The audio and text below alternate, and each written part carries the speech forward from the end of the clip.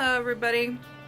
Um, it's me here again with little Miss Daisy, and she's got a really pretty pink bow on today, and she just can't get any more adorable than this. So when she's posing for the camera, she's just been doing this naturally lately. It's just so amazing. She just goes right into the posing. But okay. So yesterday, I started doing a video that I didn't get to finish, and I don't mean to sound like I get on here and complain about certain things, especially because I'm always talking about narcissist abuse. So again, this is another tape kind of toward that, I guess, because of some problems I ran into yesterday. Okay, into problems that I faced when I walked into some professional places that I had to communicate with some secretaries behind the counter that just didn't seem very nice, friendly, or very helpful. And it seemed to me like it was more of a toxic, narcissistic type communication and service. Okay.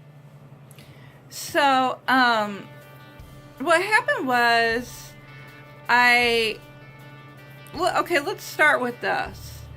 I have been going to meetings about narcissism and domestic abuse, and inside these meetings we are learning like assertiveness training and different things, and I might not know exactly the right way how to deal with all of that yet, although I am learning. It's still a process, and I felt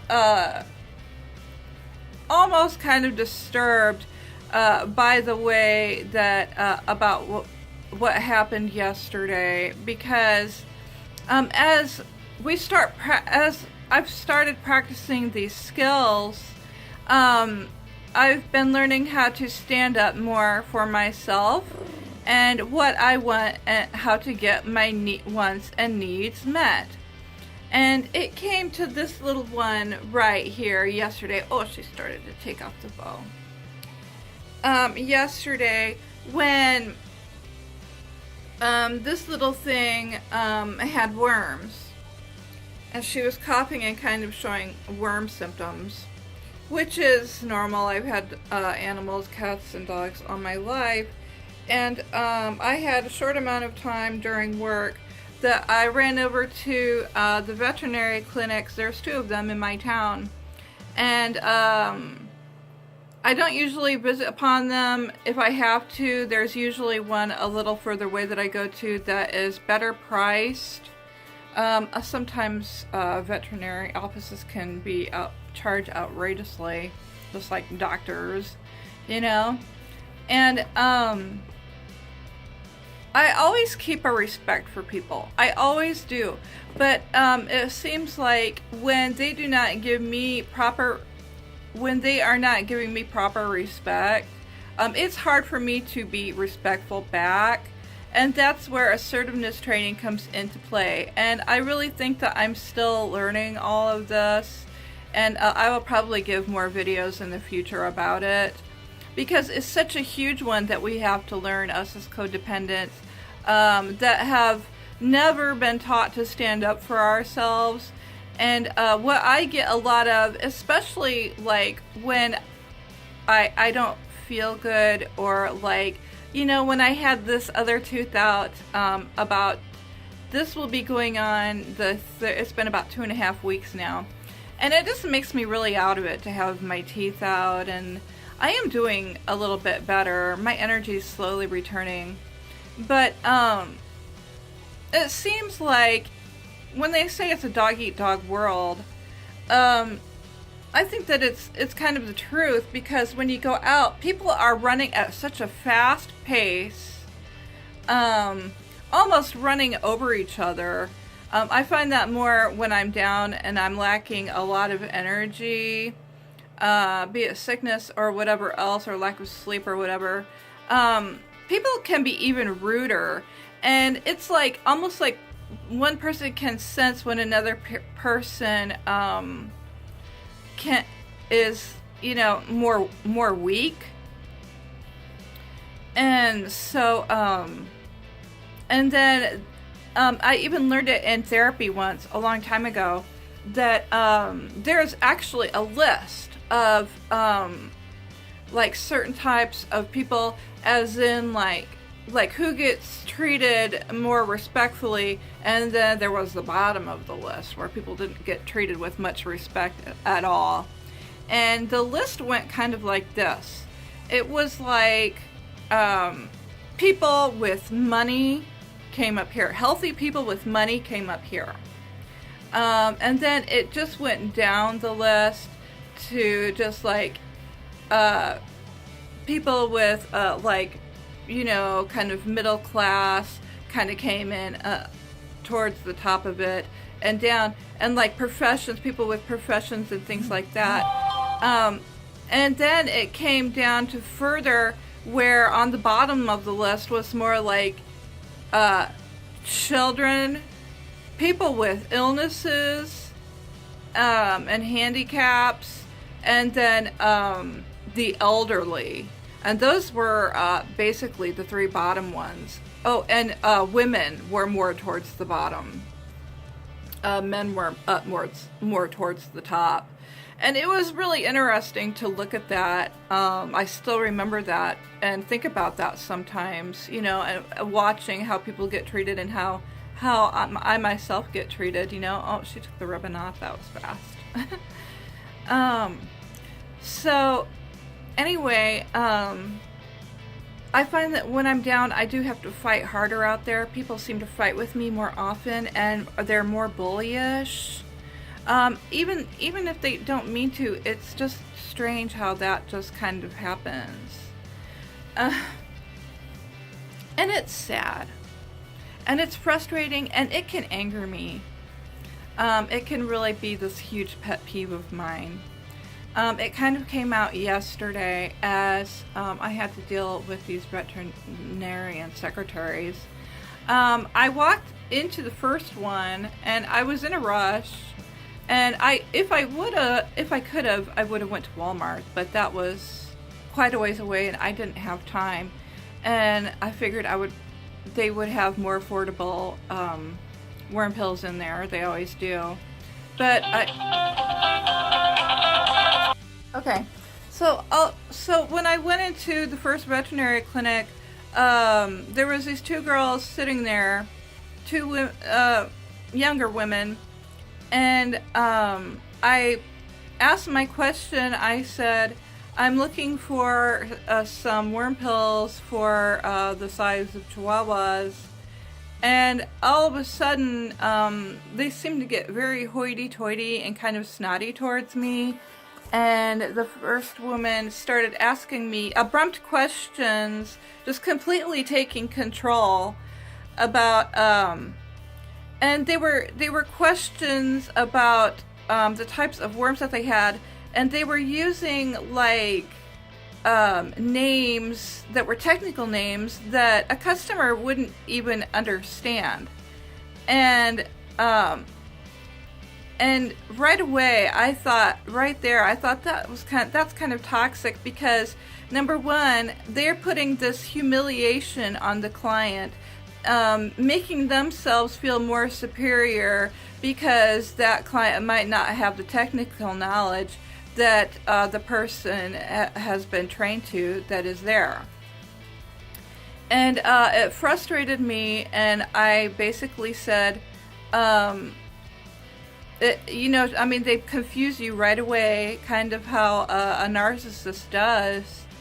And I thought that was very rude and disrespectful, and frustratingly I said, well, I don't know about any of that. I said, I just need worm pills for a Chihuahua. And it was like they were bantering me. with these questions.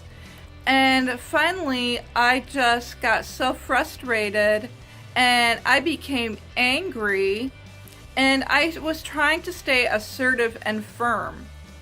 But there was no way, there seemed to be no way to work with these women. And I just basically left.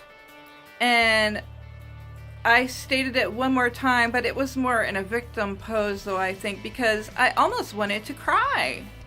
They made me feel like I was doing wrong by stating and asserting what I wanted, just as a regular person, a regular customer that would walk in there. And so I just felt right away this like low energy. Like they were trying to create a fight. And like a narcissist kind of an energy, or like a bad toxic person's kind of an energy. You can really feel the difference if you're sometimes confronted in these ways and put into these arguments with certain people. And in the end, them making you feel bad, like it was your fault for being upset at them. And making it feel like you're the one with the problem. Okay? And this is really what narcissists and toxic people can do. They put you on the spot, and all of a sudden your anger is, out of line or whatever, over something, a matter as simple as getting some medicine for an animal. So before I walked out, I closed the door, and then I just felt like they should know, and but I opened the door one more time, and at that time I was so exasperated, I just yelled in there, but there was nobody in there except for the three of us. And I said, all I simply wanted was some worm pills for my chihuahuas. And I closed the door and just left. Because number one, you do not need to sit there and argue with a person like that, because number one, you're not going to win. And it felt like I was just put in another situation where I had to practice those skills. And that's the trick of it, because in the past, I can really lose my temper. But what you need to keep working on is to keep practicing that assertiveness and pulling yourself away from the situation. That's all that it comes down to. And just remembering, paying attention to your gut feelings about it. And at that time, people can put you in such a bad mood like that. I went to the other veterinarian clinic in town, and I walked in there, and I felt so low at that time, and I went from like a really good mood that day into just a really low place. And I walked into the second veterinary clinic, and there was another young lady in there, and I don't know, I kind of got some of the same things in there.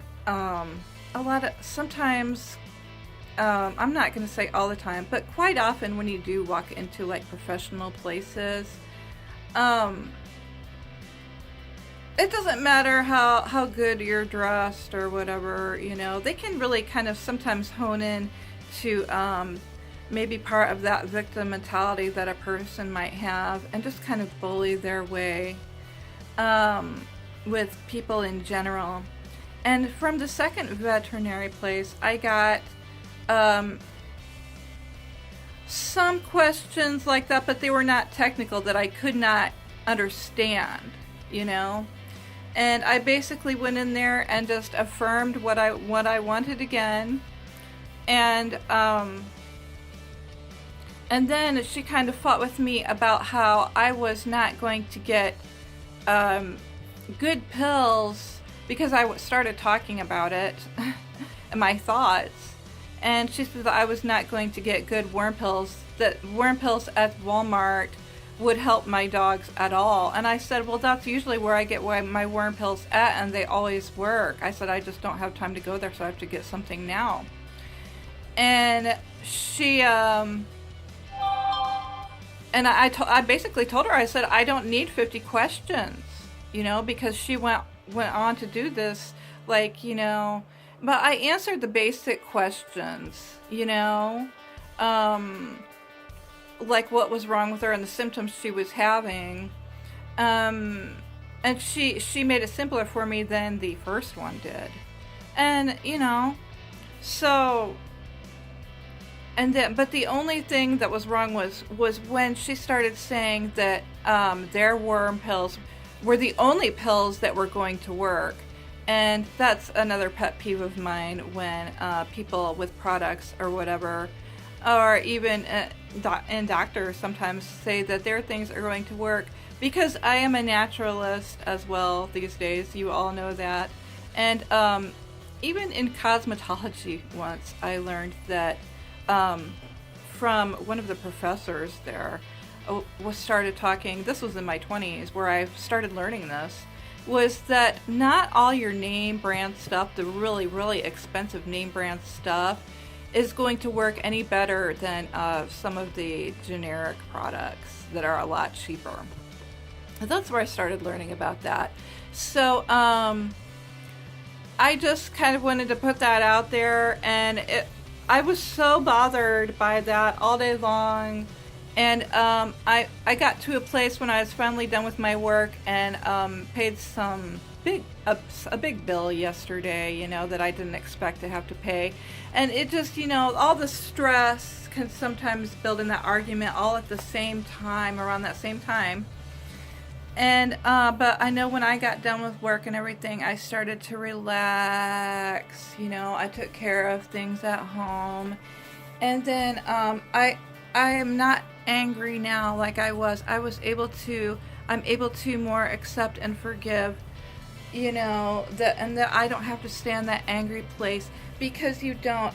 A lot of times when you stay angry, it will only feed that negativity, and just that pain inside yourself and your mind or whatever will continue, and it's just no good. It's not good to stay in a negative place. When you can stay in a more positive place, that's when better things can start attracting and happening around you. So you really don't want that negativity, that anger, to hold on to any anger. You might have to let it pass, but if you can go back and practice some breathing or meditating or going outside, taking a walk, whatever it takes, just laying back and relaxing, whatever it takes to get back into that calm place as soon as you can, and get into a habit of that, and learning how to stay calm is important, especially if you're suffering from any PTSD or CPTSD. And you have to deal with situations like that, even just going out to a store. So I wanted to give this video today, and I'm losing my one. So thank you for listening today. I hope this could help anybody understand and maybe bring more peace into their own lives. Thank you. Okay, bye, Daisy.